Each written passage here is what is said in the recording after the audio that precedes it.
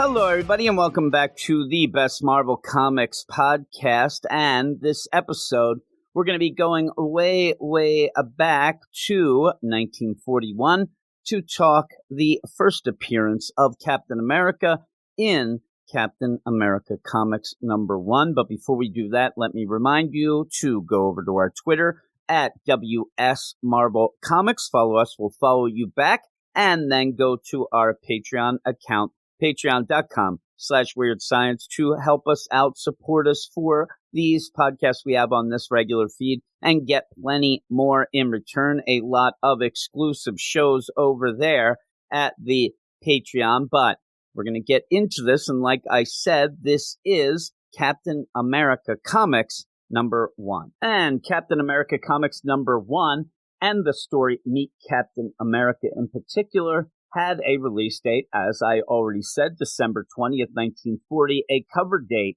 of March of 1941, written by Joe Simon and Jack Kirby, pencils by Jack Kirby, inks by Al Lederman, edited by Joe Simon. And you cannot go into this issue without first talking about the cover. It's one of, if not the most iconic covers in comic book history. It is Captain America punching Hitler square in the face, saying, smashing through, Captain America came face to face with Hitler, and what do? You smash him in the face. And it also says on the bottom, also, Captain America's young ally, Bucky. Now, remember, I said already and just mentioned it again, this book hit the shelves on December 20th, 1940. That is a year away from the United States entering World War II. So this is kind of a bold statement, really. And it's funny because I even saw people arguing about it today as I'm recording this on Twitter, saying, look, comics have always been political. And they had this. Okay, that's true. And then the person who they were fighting with responded, well, I'm not talking about politics like that because everybody would agree that Cap should punch Hitler in the face. Now, that wasn't the case when this came out.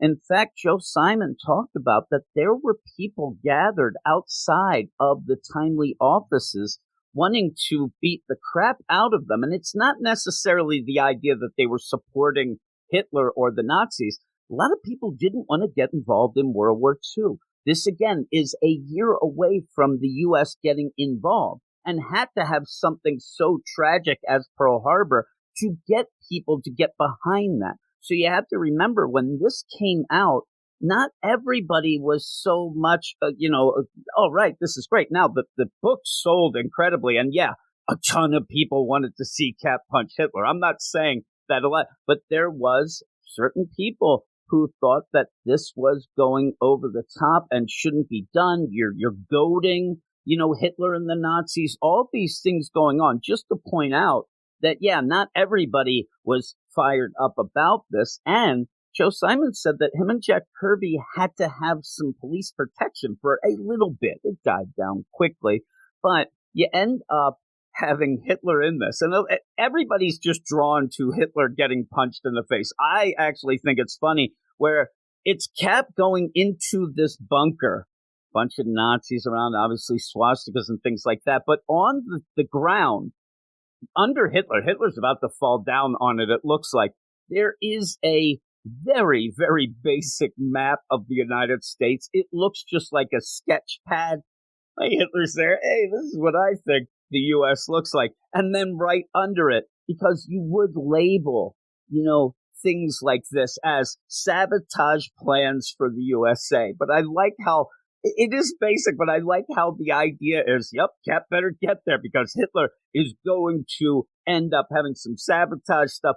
And even behind them, there is a guy, the guy who doesn't seem to realize that, his boss is getting punched in the face at this moment. This guy is at this giant television screen, and probably the idea is like, oh my God, look at how big that television screen is. Holy moly. He is looking as a U.S. munitions works building just gets blown up. That is in the beginning of the issue as well. It is cool. And you end up having one of the Nazis, they're firing away. One of them ends up firing from 2 feet away and hits Cap's shield, which I will mention is the triangle shield. in this. It will be replaced very quickly with the round one that we're all familiar with. And this is 10 cents, the comic was. Oh, the good old days. And as it all starts out, you have the first page, Captain America, Case 1, Meet Captain America. You end up having Captain America and Bucky waving at the reader outside of the Capitol. And then we end up seeing that in USA 1941, as the ruthless warmongers of Europe focus their eyes on a peace-loving America, the youth of our country heed the call to arm for defense. A lot of the youngsters, a lot of the youth of the day, and people who are able to go and enlist in the Army, they are lining up to get in there, including what one guy appears to be the man with the yellow hat from Curious George, maybe pre-Curious George here. He's in line. One of the people who would have been in line here, and it's really subtle in this first origin, is the idea that Steve Rogers has tried to enlist, and he was turned down because he didn't have the physical and mental acumen that was needed to be part of this man's army.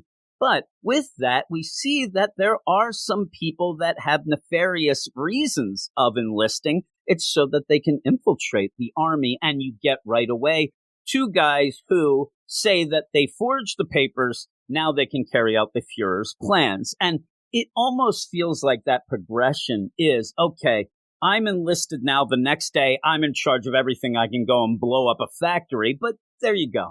You end up having them blow up a American Munitions Incorporated. And it says the resulting wave of sabotage and treason paralyzes the vital defense industries. Now, again, this is a year before we actually enter the war in Europe. So this is all about, trying to keep America safe. Now, in a side note, we were already involved in supplying the Allies with some stuff. We were ending up sending a lot of stuff over there. We just hadn't gotten into the war ourselves because, okay, it's not really a threat to us over here. Let's see how things go and whatnot. So you end up, the army doesn't know what to do. Two generals go and talk to the president. FDR, Roosevelt is there, Franklin Delano Roosevelt is there, and he hears that the army is in big trouble. They are being infiltrated, and the vermin are so firmly entrenched in our ranks that they don't even want to give orders or important, like nobody can be trusted. Not even the most trusted aide can be trusted at this point. And they say, an army spotted with spies is a useless army. What are we going to do? And you have FDR at first seemingly throw shade, almost a joke, like, well, what do you want me to do? Get like a comic book character, the Human Torch? I mean, really? And then says, oh, by the way, I'm just joking there. And I was going to tell you about this plan before, but I didn't. But I'm going to tell you now. And he gets on the intercom, send in Mr. Grover. And Mr. Grover does come in, and it's J. Arthur Grover, pretty much. It is J. Edgar Hoover. It is the head of the FBI. And there is a program the FBI is working on that might be of interest to the. Now, you would figure that these high-ranking generals and they would be involved in this, or at least would have known. But again, everybody's keeping everything close to the vest, I guess. So not even the big generals know that the army is going to be able to get these super soldiers. And to go where they're going to see what ends up being very coincidental, the test for this that very day, they end up having the generals get in plain clothes, just civilian clothes. They get coats and hats, not a big yellow hat, but regular hats. And they go off to the seedy part of town where they go into a sinister-looking curio shop, something that probably sells monkey paws and probably cursed items. It looks really like that. I mean, any sort of horror comic definitely will have this shop sometime in its run. Well, when they walk in, and this would be familiar to people who have seen the Captain America First Avenger movie, when they walk in, an old lady ends up grabbing a gun out of her desk, and it says, the door slowly opens, and a gnarled bony hand reaches for a waiting automatic, then recognizing the visitors, replaces the firearm. Now, with that, what happens if she doesn't recognize them? Like, what if my wife, whether or not we should be in the seedy part of town, My wife would see a curio shop and would go nuts. She would have to go in there. I think she'd be dead.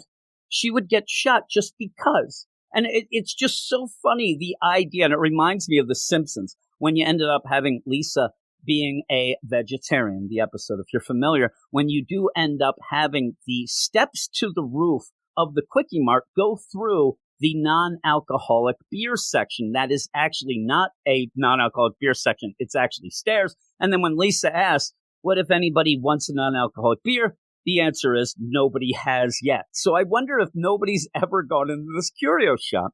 I don't know. I'm telling you, my wife would love it. She'd be dead. Well, you end up having more tropes and cliches that I really think are funny here. First off, remember, it was a gnarled, bony hand. And so when you end up having the reveal that this isn't really an old woman, I'm wondering if, in fact, X13, the agent, just has gnarled, bony hands. I don't know. But they go through a bunch of maze of rooms. This is, going to continue the spy type things of this, where they go through a maze, boom, boom, and then end up at a big, giant door, a barred, heavy door where they speak a secret word, and then it's open. It's opened by a professor, a doctor, and they then, okay, come in a smock and stuff, and they are going to end up watching this procedure. And as they go through, they're astounded by how modern technology, this is like space age stuff going on. When you look at it now, it's kind of goofy, but that's when also they gasp in startled amazement as the wrinkled old shopkeeper sheds her wizened features to become an astonishingly beautiful young woman. And this is Agent X13. And the weird part about this, it always makes me laugh when you have something like this. Well, first off, who's manning the front door? What if somebody else comes in? And I can just imagine how much it would take to put on. They play it off as a mask, but it seems like more than that. This is like, Hollywood movie makeup where you're in the chair for at least 3-4 hours, where she just takes it off now for no reason except to show, hey, look, I'm X13. I'm a beautiful woman. And then they're like, aren't you supposed to be at the front door? Oh, no. I got to go get that makeup on again. But again, she still has those bony, gnarled hands, I guess. But she takes that off, and it's more of the spy stuff. It's cool. And they all end up in an observation room to watch what is going on. Obviously, if you're reading this along with me, this is smoking allowed. One of the guys just lights up right there. They're going to watch this. And then it says a side door opens and a frail young man steps in the laboratory. And you end up having Steve Rogers, not really mentioned here right off the bat, but this is a frail, guy who tried to become part of the army. He was turned down. And you get this doctor who just has a syringe at this point originally and just injects him with a strange seething liquid. And while that is going on, then the doctor says, observe the young man closely. Today he volunteered for army service and was refused because of his unfit condition. His chance to serve his country seemed gone. And I like the way, even in the movie, again, I'll keep going to the movie because most people would have seen that at least. The idea that this does play off of, oh my God, all of today's youth are trying to get into that army. And he couldn't. You do set that up without actually shoving it in your face because of that first scene, seeing all the people come in. But then the doctor says, little does he realize that this shot I gave him is now going to build up his body, rapidly build his body, his brain, his stature, his intelligence are now increasing to an amazing degree. And you then see, from that perspective, you actually see the generals and all the other officials that are watching through that panel like, oh my God, look, he's changing. It really worked. It really worked. And you do see, you go back to it. Again, I like this idea. You can have, and at points you have where the Hulk gradually changes up, right? But with this, you go away from skinny Steve, who's rubbing his head and kind of looks like he's got electricity going around him, then to go back to see there's bulky, sexy Steve. I mean, there we go. And the doctor yells, it's working. He's growing muscles, millions of cells. And then there you go. You have the buff Steve Rogers, the Captain America, which the doctor is the one who names him. I shall call you Captain America, son, because, like you, America shall gain the strength and will to safeguard our shores. And it really is pressed in this. Again, we're not at war, so it's, oh my God, this guy's really going to be able to protect us. This guy is going to be able to get all the spies and saboteurs. This is awesome. Well, we see that he wasn't made quick enough, is what I'll say, because there's already a spy and or saboteur in their midst. One of the guys in the gallery pulls out a gun, and it says that one of the army men witnessing the demonstration, not the two we followed, it seems, but another guy, is in the pay of Hitler's Gestapo. He yells out, "Death to the dogs of democracy," shoots through this observation window. I wish that it was thicker, because of what's going on, but it's not, and ends up shooting Professor Reinstein. And that's when you get the name. And later on, that name will change. There's a lot of things that will change, names and little techniques and things like that going on.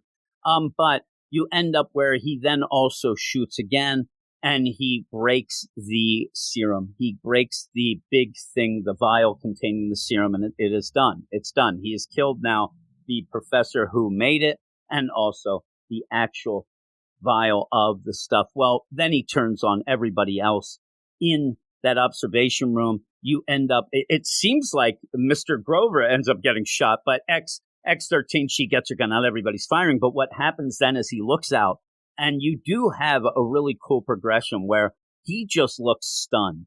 He's got his gun. Oh my God, a look of terror, because you end up having Captain America reach in, grab him, pull him out of this observation room, and then as he's pulling him towards him, just levels him, just punches him like he did Hitler on the cover, and ends up not just knocking him out. He sends him flying through the air right into a bunch of electronic laboratory equipment, and he ends up getting electrocuted to the point where he is nothing but ash. It probably stinks to high heaven in there. And there's what's Steve Rogers, Captain America, going to think of that? Well, he says, "Nothing left of him but charred ashes, a fate he well deserved."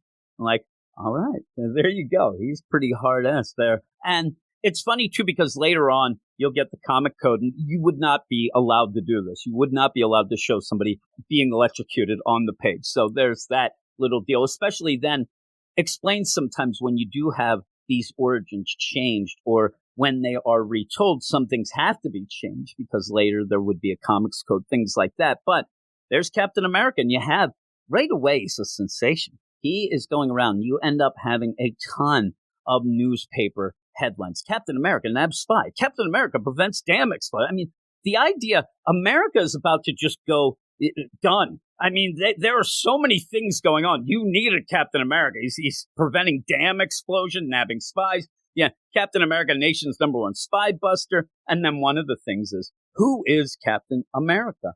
And you do end up having a lot of these saboteurs and spy rings. They are, in terror. They don't know who this Captain America is. And if you do go on and read into this original run, the Captain America comics, you do get a hint in this first origin story to never trust anybody who's wearing a monocle. You have right away the one bad guy that you see at this point, shaking his fist at the clouds and ruining the day that Captain America hit the scene. It's a guy in what looks like, in my mind, a pimp outfit with a monocle, but he's got the monocle. The pimp outfit's fine. The monocle spells danger. It does. I mean, as you go on, that is really like the wink, wink, that guy's German. He's got a monocle. He's like Colonel Klink, for crying out loud.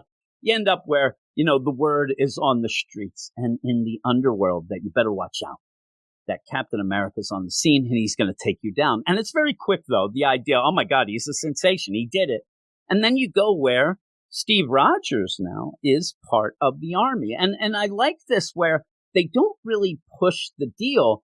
But yeah, this lets Steve have his dream of enlisting and even going around as Steve Rogers, where, if you're Captain America, you end up dressing the part there as a regular army guy to keep your identity, plus you smoke a pipe. He smokes a lot of pipes in this, which is funny because doing this similar sort of podcast over on our DC feed, Bruce Wayne, a very very big pipe smoker. But he's there, he's at camp, and you are introduced very, very quickly to the camp mascot, Bucky Barnes. He approaches Private Steve Rogers and says, "Oh my God, did you see this new headline about Captain America?" I think Steve's like, "Why do you keep coming to me with these headlines? Like, I'm not Captain America, right?" And Bucky's like, "Oh my God, he's so cool. This Captain America, I wish that I could meet him someday." And then Steve goes, "Maybe you can, Bucky. Maybe you can." And that day is going to be pretty much that day, because later on, I don't know what's going on. Cap, though, needs to change into his Stars and Stripes outfit. And as he is putting on the mask, he's already got the full suit on. Bucky comes in to talk to Steve. "Hey, Steve, came down. What?" And he's just like in the doorway of the tent. "You're Captain America." And I wish that this played out more like Steve saying, "Well, now you're either going to have to be with me or you're going to have to be killed, because I can't let anybody know this." But what he basically says is, "Oh, you little rascal." And this is exact. "Oh, you little rascal. I ought to tan your hide. I guess you got me dead to rights. I am Captain America." And then Bucky goes, "Gosh, gee whiz golly. I never thought." And then Steve says, "Well, this is what you're going to think. From now on, we must both share the secret. That means you're my partner, Bucky." And just the idea in your head at this beginning, it's like, all right, you young kid, this means that because I'm Captain America, pretty much you're going to go to war. You're going to end up fighting. You're going to die. That's what you're going to do because, hey, I'm Captain America. We're partners now. But Bucky loves it. Bucky's all excited. Again, later on, you'll even change up.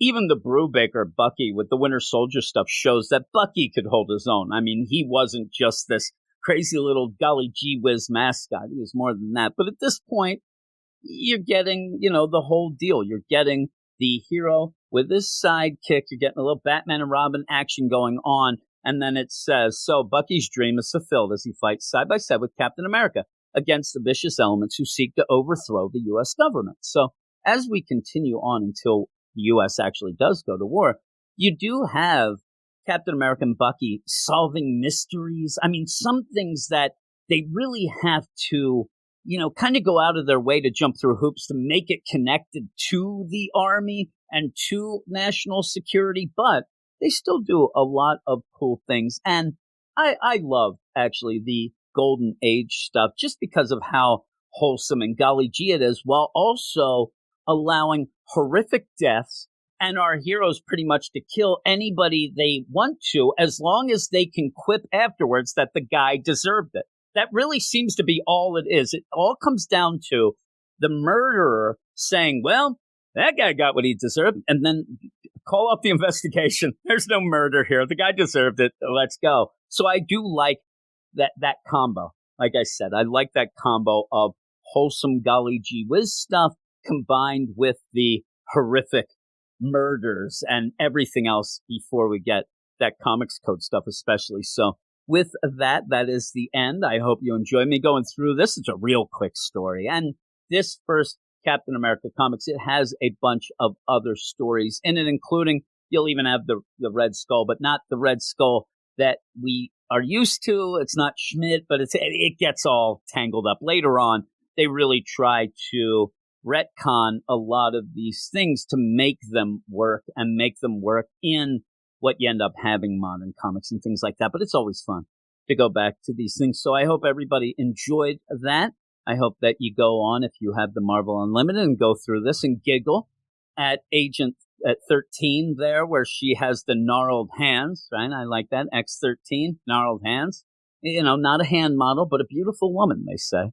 And check that out. And if you do like this and you're listening to it on somewhere you can subscribe, rate, and review, that'd be awesome if you could do that. Also go over to our Twitter at WS Marvel Comics, and then go over to our Patreon, patreon.com/Weird Science, to help support this stuff that we do on this feed and get a ton of other shows as well. We do a lot of shows. It's usually an exclusive Patreon show a day at least, and a lot of them are similar to this with me and other co-hosts and things like that. So check all that out. That'd be awesome.